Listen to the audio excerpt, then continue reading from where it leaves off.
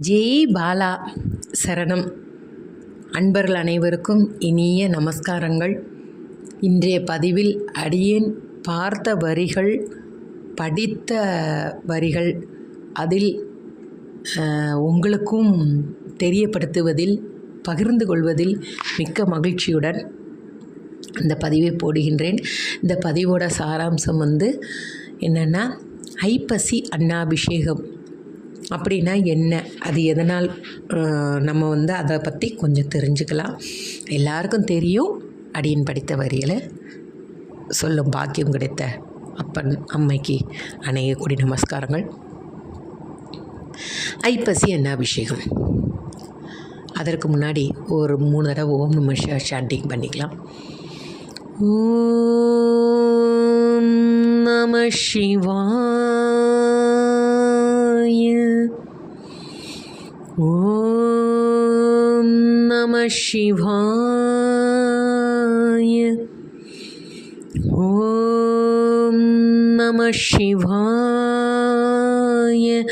அவன் அருளாலே அவன் தாள் வணங்கி எல்லோரும் நலமாக இன்புற்று இருக்க வேண்டும் என்று பிரார்த்தனை உணர்வோடு ஐப்பசியான விஷயத்தை பற்றி சில வரிகள் தெரிந்து கொள்ளலாம். ஐப்பசி அன்னாபிஷேகம். கைப்பிடி அரிசியேனும் வழங்குங்கள், பஞ்சமில்லா வாழ்வு தருவான் ஈசன்.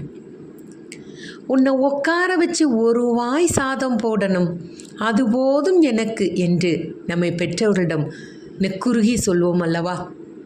அதே போல தான் உணவிடுவதை சாதாரணமான விஷயமாக எடுத்துக்கொள்ளக்கூடாது. உலகத்துக்கே படியெழுக்கும் அம்மையப்பன் நம் கைகளால் வாங்கி சாப்பிடும் நிகழ்வுதான் இது. உணவின் முக்கியத்துவத்தை சாஸ்திரங்கள் வெகு ஆழமாகவே நிறைய சொல்லியிருக்காங்க. தானத்தில் சிறந்தது அன்னதானம். இங்கே இந்த வேகமான உலகில் எதையுமே சொல்லவே மாட்டோம். எப்போ பாரு நட உட, சம்பளம், வீடு வாசல் எல்லாமே இன்னும் வேணும் அப்படிங்கிற சிந்தனையில் தான் நம்ம மூழ்கி போயிட்டே இருக்கோம். உணவிடுவதை கூட சாதாரணமாக விஷயமாக நம்ம எடுத்துக்கொள்ளக்கூடாது. உணவின் முக்கியத்துவத்தை சாஸ்திரங்கள் ரொம்ப எவ்வளோ அழகாக நமக்கு திருப்பி சொல்லிக்கிட்டே இருக்காங்க. மேலும் அன்னமயம் போதும் போதும் என்று சொல்வது தான் அந்த அன்னம். எல்லா விஷயத்துலையும் நம்ம போதும்னு சொல்லுவோமா? அந்த அன்னத்தில் மட்டும்தான் போதும்ப்பா, இதுக்கு மேலே வேண்டாம் அப்படின்னு சொல்கிறோம். இதை பற்றி இன்னமும் சமஸ்கிருத மொழியில் நிறைய வாசகங்கள் உண்டு. அன்னமயம் பிராணமயம் ஜகத் என்று சமஸ்கிருத சொல் நமக்கு தெரிவிக்கிறது. அதாவது நம்ம உயிருடன் இருக்கும் இந்த உலகத்தில் இயங்க செய்வதில் உணவுக்கு பெரும் பங்கு இருக்குது. உண்மைதானங்க. உணவு இல்லாமல் நம்மளால் இருக்க முடியாது. வயிறார சாப்பிட்டே அம்மா என்று நிறைய பேர் நம்மக்கிட்ட கேட்கும் போது அவ்வளோ ஒரு மகிழ்ச்சியான தருணம் இருக்கும் இல்லையா? அப்போ மனிதருக்குள்ளேயே இருக்கும் இத்தனை உன்னதங்கள் உணவு விஷயத்தில் மட்டும் உண்டென்றால் உலகுக்கே படியளக்கும் இறைவனுக்கும் நமக்குமான பந்தம் உணவு விஷயத்தில் எத்தகையது என்று யோசியுங்கள். உலகுக்கே படியளக்கும் இனிய சிவபெருமானுக்கு அன்னத்தால் அபிஷேகம் செய்யும் அற்புத விழாவே அன்னாபிஷேக பெருவிழா. ஒவ்வொரு ஐப்பசி மாத பௌர்ணமி நாளிலும் நடைபெறும் இந்த அன்னாபிஷேக வைபவம் இப்போது சிவாலயங்களில் கோலாகலமாக நடைபெறும் அன்னாபிஷேக பெருவிழாவில் நாம் பார்க்கக்கூடிய விஷயத்தை தான் சில வார்த்தைகள். அகமன்னம் அகமன்னம் அகமன்னதோ என்கிறது சாமவேதம். அதாவது எங்கும் நிறைந்திருக்கும் பரம்பொருள் அன்னத்தின் வடிவிலும் இருக்கின்றான் என்று பொருள். வாழ்வுக்கு அச்சாணியாக திகழ்வது அன்னம். இந்த அன்னம் என்பது பிரம்மஸ்வரூபமாகவும் விஷ்ணு அம்சமாகவும் சிவசரீரமாகவும் திகழ்கிறது என்கிறார்கள் ஆச்சாரிய பெருமக்கள். இதில் முக்கியமானவரும் முதன்மையானவரும் சிவபெருமான் என்று போற்றுகிறார்கள் ஆண்டோர்கள். அதனால் தான் படியலுக்கும் பரமசிவன் என்று ஈசனையும் அன்னபூரணி என்று பார்வதி தேவியும் சொல்லி பூரிக்கிறார்கள் பக்த பெருமக்கள்.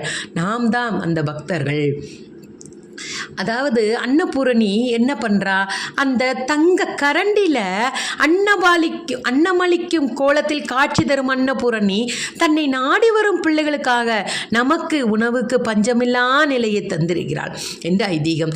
சிவரூபங்களில் ஒன்றான லிங்க திருமேனிக்கு பௌர்ணமி நிறைந்த நாளில் அன்னத்தால் அபிஷேகித்து அலங்கரித்து லிங்கத்தை நிறைக்கும் ஒப்பற்ற வைபவத்தை கொண்டாடி நன்றி தெரிவித்து வணங்குங்கள். இதுதான் நம்மளுடைய பக்தர்களின் கடமையாகும். ஐப்பசி மாத பௌர்ணமி நாளில் அனைத்து சிவாலயங்களிலும் மாலை வேளையில் நடைபெறுகிறது, காலை வேளையில் நடைபெறுகிறது. பௌர்ணமி நன்னாளில் சந்திர பகவான் தன் 16 கலைகளுடன் பூரண சோபையுடன் திகழ்வதாக ஐதீகம். அன்றைய தினம் அவனுடைய கலை அமிர்த கலை. அதாவது சந்திர பகவானோட கலை அமிர்த கலையாக இருக்குமா.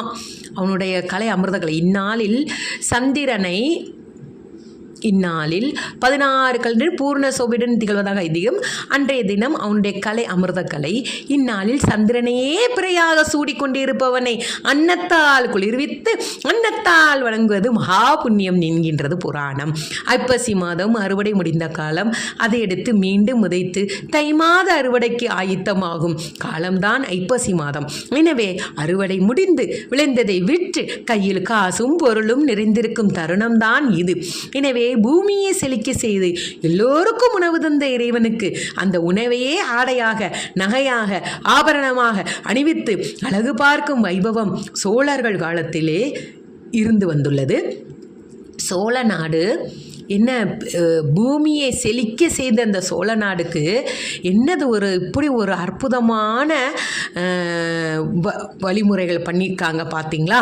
சோழ நாடு சோறடைத்தது என்பார்கள். எனவே பொன்னாய் விளைய செய்த பூமிக்கு காரணகர்த்தாவாக இருக்கும் சிவனுக்கு அன்னப்படையல் அன்னாபிஷேகம் செய்து நன்றி தெரிவிக்கிறார்கள் நம்மளை போன்ற பக்தர்கள்.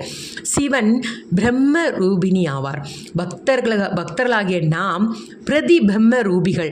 பிம்பம் திருப்தி அடைந்தால் பிரதிபிம்பம் திருப்தி பெறும் என்கிறது சாஸ்திரம். அன்னம்பாலிக்கும் அன்னபூரணி தேவியான உமையவளை தம் வாம பாகத்தில் கொண்டு மாதொரு பாகனாக அன்னம்பாலிக்கும் அந்த அன்னபூரணியை தனது வாம பாகத்திலேயே கொண்ட அன்னாபிஷேக விழாதான் இது. அன்னாபிஷேக விழாவில் மகாலட்சுமி குடிக்கொண்டிருக்கிறாள். புதன்கிழமை நாளில் சுக்கிரபலம் குடியிருக்கும் அருமையான வேளையில் சந்திரபலம் பூர்ணமாக நிறைந்திருக்கும் முக்கியமான தருணத்தில் சிவானருக்கு நடைபெறும் அன்னாபிஷேகத்திற்கு நம்மால் முடிந்த அரிசியை வழங்குவோம். நாம் வழங்கும் அரிசியானது சாதமாகி சிவஸ்வரூபனுக்கு உடையாகி அலங்கரிக்கப்பட்டு அந்த அன்னத்தை கொண்டு பக்தர்களுக்கு பிரசாதமாக உணவாக வழங்கப்படுவது நமது மிகுந்த புண்ணியத்தை தரவல்லது. அன்னாபிஷேகத்திற்கு என்றதை வழங்குங்கள். ஒரு கைப்பிடியேனும் அரிசியேனும் வழங்குங்கள். அன்னாபிஷேக தரிசனத்தை கண்ணாலும் மனதாலும் கண்டு உணருங்கள். வாழ்வில் யோகமும் ஞானமும் பிரிவீர்கள். வீட்டில் தரித்திர நிலையை அண்டாது எப்போதும் உணவுக்கு பஞ்சம் இருக்காது. ஓம் நம சிவாய, ஓம் நம சிவாய, ஓம் நம சிவாய, ஓம் நம சிவாய, ஓம் நம சிவாய. அன்னபூரணி சரணம் சரணம். பரமசிவனே சரணம் சரணம். என் தென்னாட்டவர்க்கும் இறைவா போற்றி அப்படிங்கிற மாதிரி ஹரஹர நம பார்வதி பதையே ஹரஹர மகாதேவா. என்ன தென்னாடுடைய சிவனே போற்றி, எந்நாட்டவர்க்கும் இறைவா போற்றி. சர்வேஸ்வரோட துணையோட நாளை அன்னாபிஷேகத்தை அன்போடு காண வேண்டும் என்று அனைத்து பக்தர்களையும் கேட்டுக்கொண்டு நன்றி கலந்த வணக்கத்துடன் உங்களிடம் இருந்து விடைபெற்று அடுத்த பதிவில் சந்திப்போம். நன்றி. ஜெய் ஸ்ரீ பாலா திரிபுர சுந்தரிக்கு சரணம்.